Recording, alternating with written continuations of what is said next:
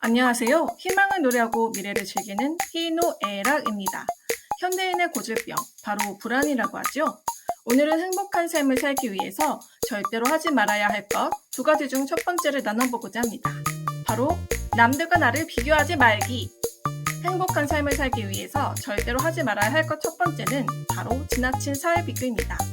심리학 이론가들에 따르면 사람은 자기 자신을 정확히 파악하고자 하는 욕구를 가지고 있고 그 욕구를 해결하기 위한 객관적인 지표가 없을 때 타인과 나를 비교한다고 합니다.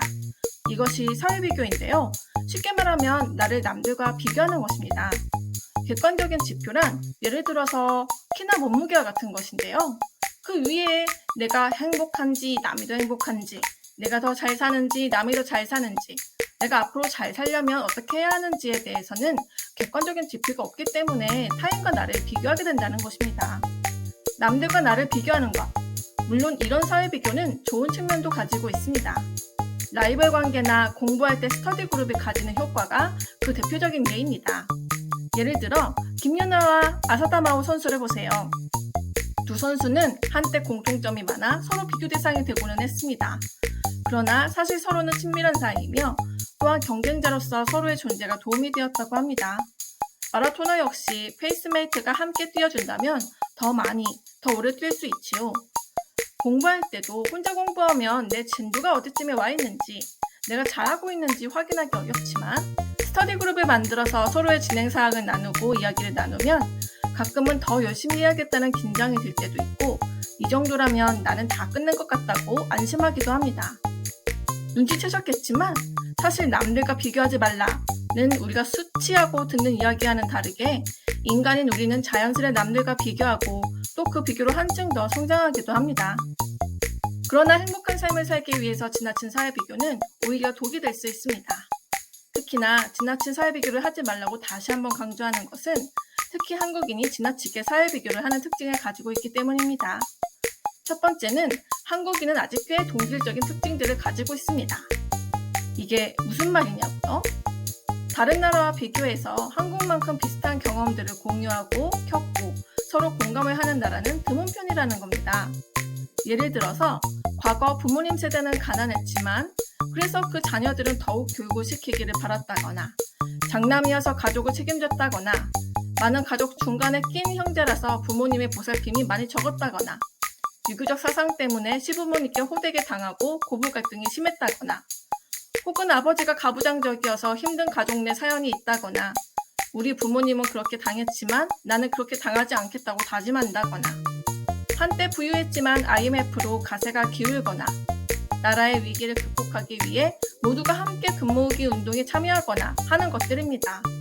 이런 동질성은 2002년 월드컵이나 금모으기 운동처럼 나라를 위해서 온 국민이 국난 극복을 해내는 놀라운 일들을 만들기도 했지만 우리가 남이가 라는 학연, 혈연, 지연으로 대표되는 가족주의의 폐해를 보이기도 했습니다.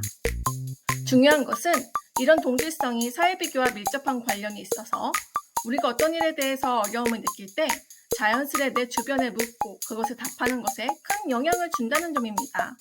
예를 들어 커뮤니티에 월 몇백을 벌고 남편은 무슨 직업이고 나는 시집을 올 때 무엇을 해왔는데 시댁에서 이렇게 했다. 이게 맞냐?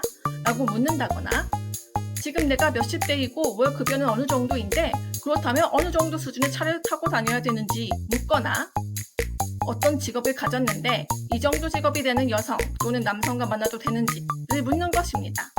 이것은 모두 동질성을 바탕으로 할 수 있는 생각과 질문들입니다. 왜냐하면 보통 사회 비교는 나와 유사하다고 생각하는 경우에 이루어지기 때문입니다.